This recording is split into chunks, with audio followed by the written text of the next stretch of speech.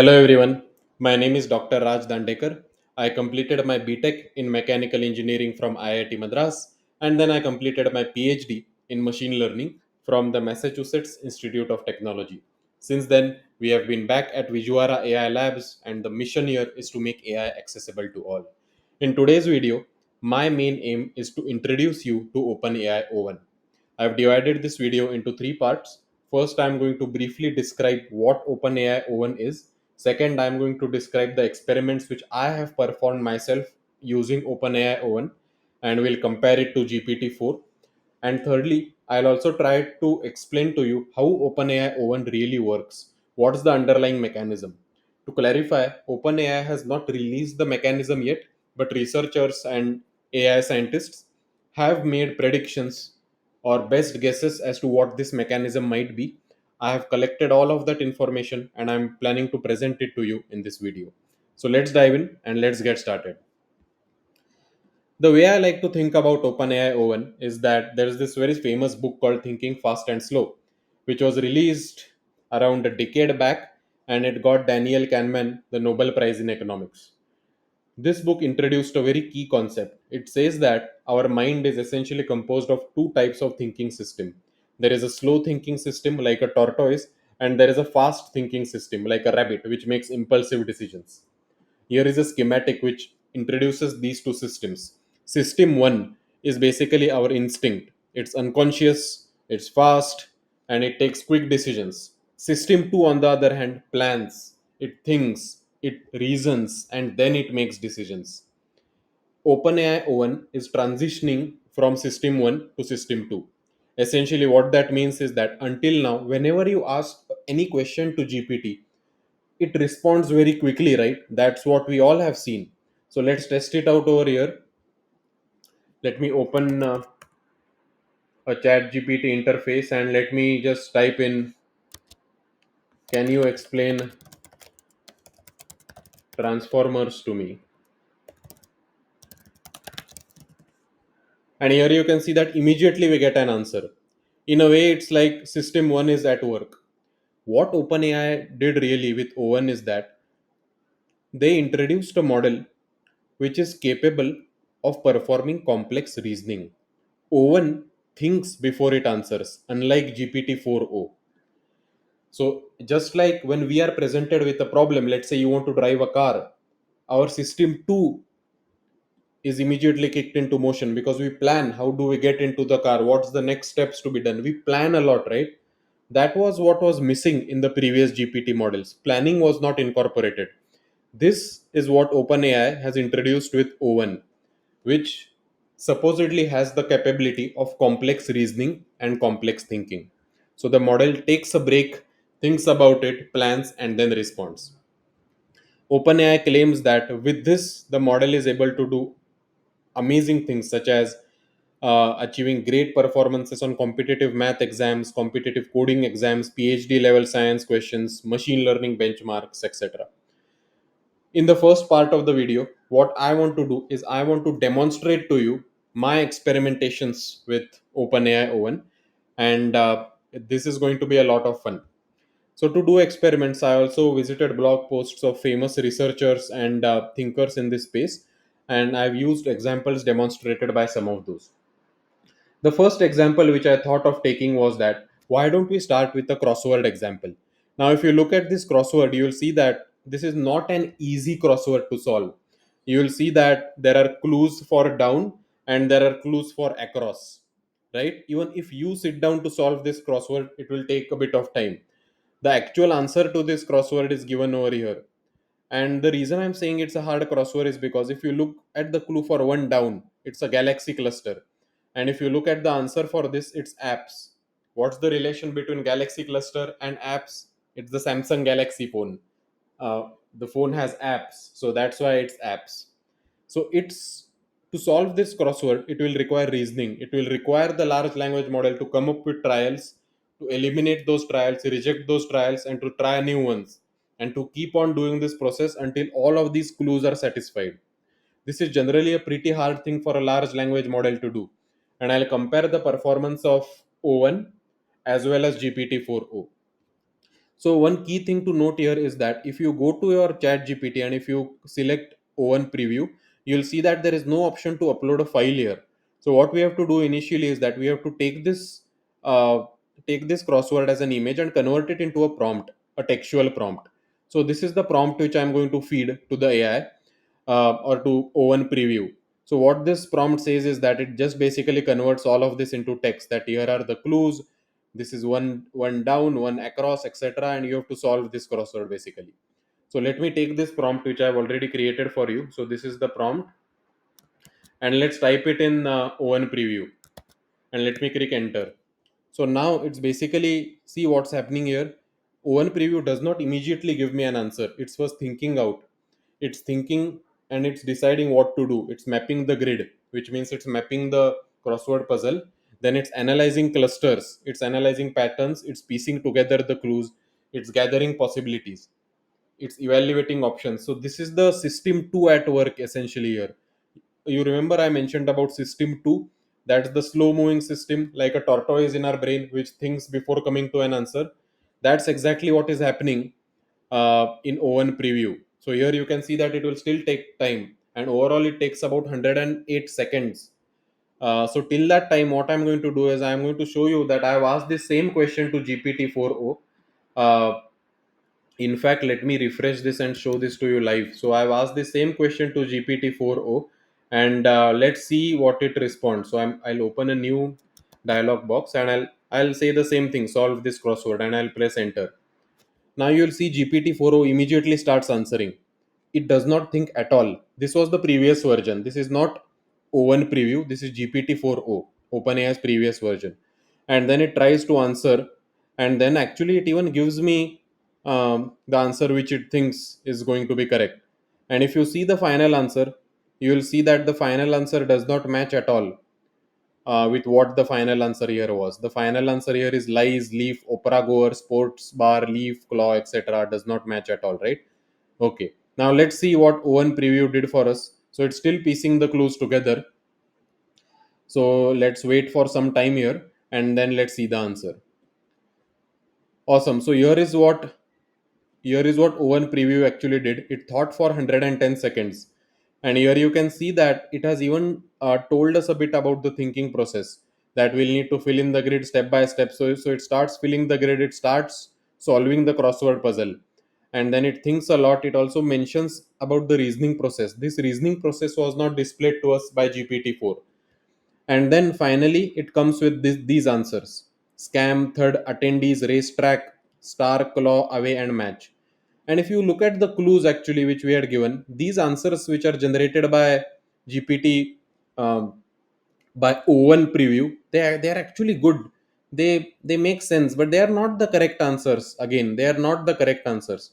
So even O1 preview makes a mistake, as we have seen here. GPT-4o also makes a mistake. Then what's the advantage of O1 preview? Let's go one step further. So what I'm going to do now is that I'm going to give a clue. I'm going to say that one down, the correct answer for one down is apps.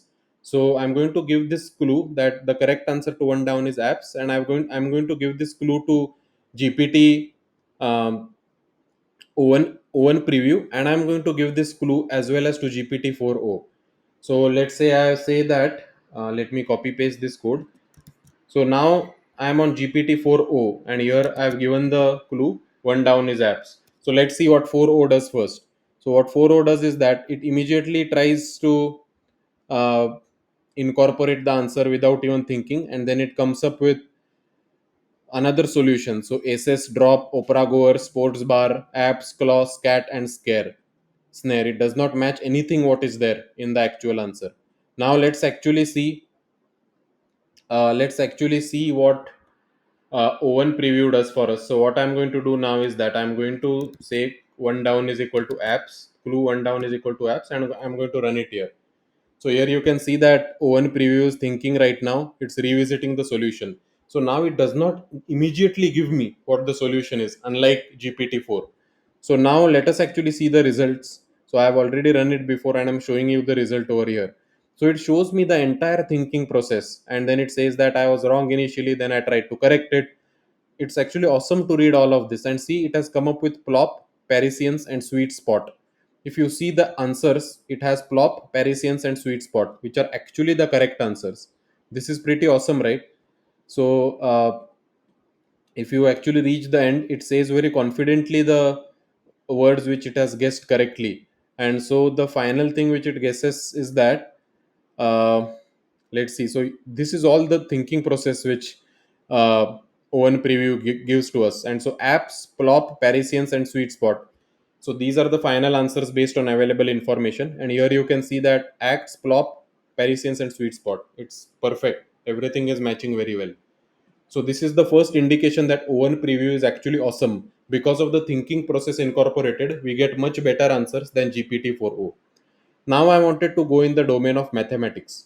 So there is this Putnam mathematical competition which was started in 1968, and it consistently has some of the most amazing mathematical problems. One such problem is this. And if you look at this problem, it's an integral from 0 to 1, and the options are 22 by 7 minus pi, 2 by 100, 1050, and 71 by 15, and minus 3 pi by 2. If you're familiar with the IIT JEE entrance examination in India, it's also one of the toughest examinations. This question was asked in 2012. The reason I find this question beautiful is that the answer to this is 22 by 7 minus pi. We are taught that pi approximates 22 by 7. But how cool is it that the value of an integral is actually 22 by 7 minus pi? So I wanted to test whether Owen preview can actually solve this. So what I did was I converted this question into LaTeX format, and I gave it to Owen preview. And here you can see that it thought for 43 seconds, and within a period of 43 seconds it solved the answer and it got to the correct answer. I remember when I was given this question, I could not do it for 1 week, and then I got to the correct answer. So of course there is joy in figuring it out things yourself, but it's pretty awesome that we have reached a stage where artificial intelligence can solve such a complex, beautiful equation in just a matter of 43 seconds. Great. The next thing what I wanted to do is that I wanted to give Owen preview more complicated tasks. So here is a paper called AI agents and education. This paper says that multiple AI agents can work together to curate personalized learning experiences for students. So imagine every student having a personalized educator. Now if let's say if you read this paper, it's a 24 page paper, it's awesome, right? But how to code this? If you want to code these agents yourself, you will first have to learn about large language models, then you will have to learn about web development, then you will have to write code. It easily might take 3 to 6 months. So let's go to Owen preview and say that figure out how to build a teaching simulator using multiple agents and generative AI inspired by the paper below. So since we cannot upload a paper, I just copied the contents of this paper and I pasted it over here. And I asked Owen preview that just figure out how to build a teaching simulator yourself using multiple generative AI agents. So this is my prompt, which is the full paper which I have given to OpenAI preview, and here you can see the answer. It just thinks for a period of 8 seconds, and then it comes up with the table of contents, it comes up with the system architecture, it tells me exactly how to run the code, it even gives me the entire code, what should I run. It creates two agents, a mentor agent which will help the students, an investor agent, an evaluator agent, a progress agent, class insights agent, and then it even tells me how to build out the entire web application from scratch. Isn't that pretty cool? This will just save 3 to 6 months of time. So when I saw this, I actually felt that humans can take a back seat now because this is so cool. I felt like as Owen preview was thinking, it was just thinking, it was iterating on the go, and it was coming up with these codes. It was as if like it does not need my input at all. And this is pretty scary. I was actually a bit, I felt helpless during this time that my intelligence compared to this is nothing, because I would have taken 6 months to 1 year to come up with this. So, although advancements are happening, it's still a bit scary, right? The second thing I did was I had written a paper during my PhD, and this was a paper which used machine learning to quantify the COVID 19 spread in different countries. So, what I told Owen Preview was, you figure out how to build a GUI based on this paper so that governments from different countries can, instead of reading the paper, they just click on different things in the GUI and they get results of quarantine infections, how to use machine learning, etc., for their country. And I did not expect Owen preview to actually learn and implement this, because the paper is a bit complex. After all, it took me 2 years to write this paper, right? But Owen preview just thought for a few seconds. Its understanding of the model was perfect. It even thought of the entire technology stack, how to come up with the GUI. It understood the entire model, and it even gave me all the details about how I can make the web based dashboard, how I should add a drop down for country selection, etc. Again, this is extremely awesome, and I think that if this is just the Owen preview, I cannot wait to see how the actual Owen will look like. But it feels that we are heading into a good direction, and I was pretty amazed by this performance of Owen. Now the next thing is that you might have heard that what is this thing with strawberry. So this model Owen preview is also sometimes called as strawberry, right? So when OpenAI started working on these reasoning based models, the project was codenamed Strawberry. And I don't know the reason for this, but many people suspect that it's because of this problem which GPT faces. So if you go to GPT-4 and if you type how many R's are there in strawberry, GPT-4 currently answered for me there are two R's in the word strawberry. So the main issue is that although GPT-4 is so smart and it does so many cool things, it still makes mistakes in counting R's in strawberry.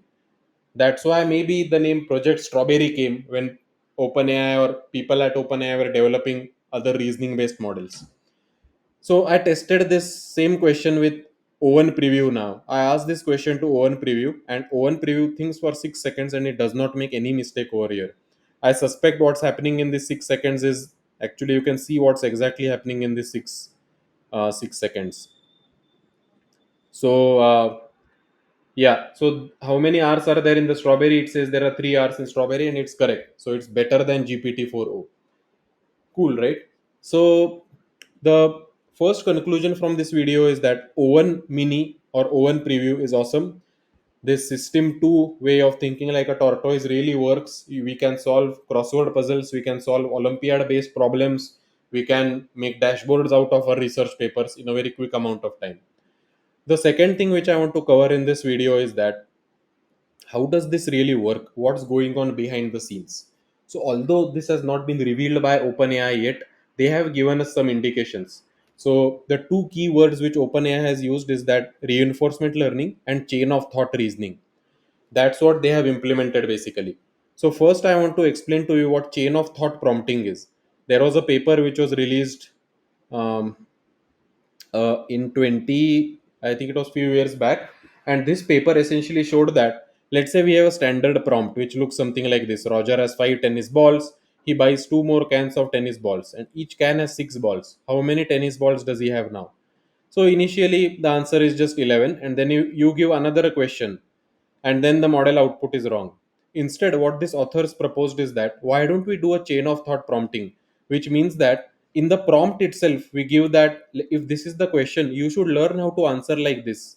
You should learn that don't just give me the final answer, you should learn to work through the different steps so that you won't make a mistake.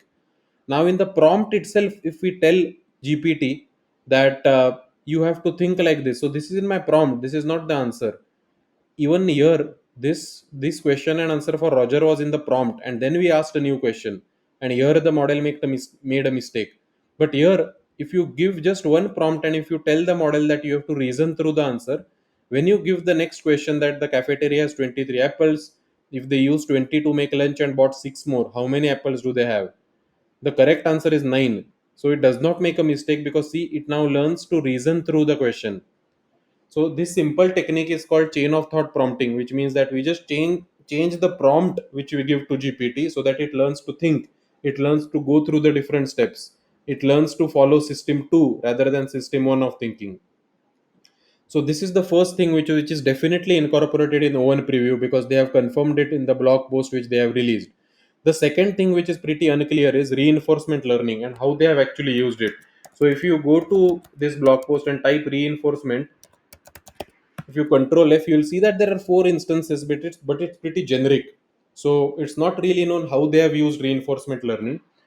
However, as I mentioned at the start of this video, researchers have tried to make an estimate of how this model really works, and I came across this explanation or this figure which does make sense.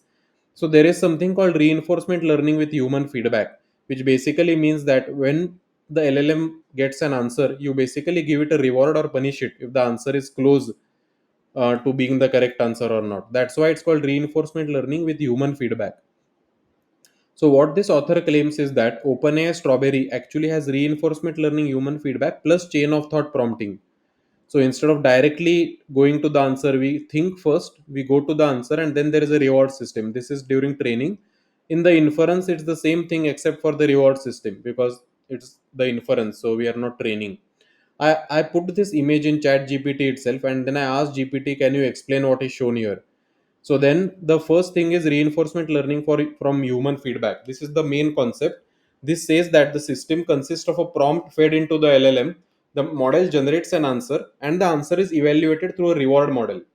The reward model judges whether the LLM output is aligned with the human preferences. That's why it's called reinforcement learning with human feedback. Now you can mix RLHF with chain of thought. So in this setup, the prompt again feeds into the LLM. However, instead of directly outputting an answer, the LLM first generates intermediate steps or reasoning. Remember what we learned in chain of thought prompting? The LLM can be trained to generate intermediate steps or reasoning. So after the reasoning steps, the LLM produces an answer. And then there is inference plus chain of thought. So this is the similar reasoning process as RLHF plus chain of thought, but this is during inference, not during training. So the prompt is given, the LLM follows chain of thought. So this is what is happening when I go to the interface and I use ON preview, because you see it's thinking, right? If I scroll up a bit, and if you see it thought for 88 seconds and it's breaking down its reasoning process here. So in the inference stage, stage, I suspect this is what is happening. The prompt is given, the LLM follows a chain of thought process to generate the reasoning steps and then outputs the final answer.